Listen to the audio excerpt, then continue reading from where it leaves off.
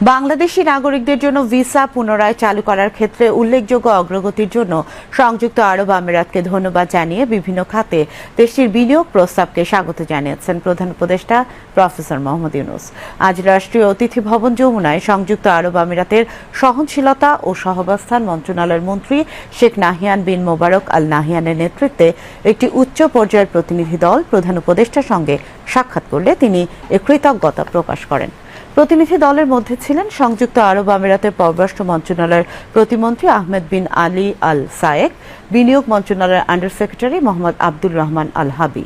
আল নাহিয়ান প্রধান উপদেষ্টাকে বলেন তিনি বন্ধুত্ব ও সংহতি প্রকাশ করতে সংযুক্ত আরব আমিরাতের প্রেসিডেন্টের নির্দেশে বাংলাদেশে এসেছেন।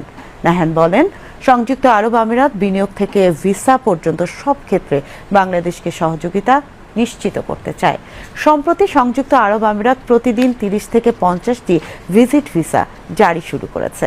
এছাড়া ব্যবসায়িক প্রতিনিধি দলের জন্য গত কয়েক সপ্তাহে বাল্ক ভিসা দ্রুততর করা হয়েছে।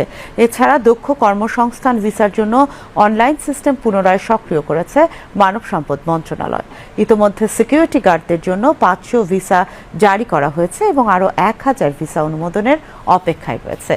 বৈঠকে বাংলাদেশে নিযুক্ত সংযুক্ত আরব আমিরাতের রাষ্ট্রদূত আব্দুল্লাহ আলী আল হামুদি এবং আমিরাতে নিযুক্ত বাংলাদেশের রাষ্ট্রদূত তারেক আহমেদ উপস্থিত ছিলেন।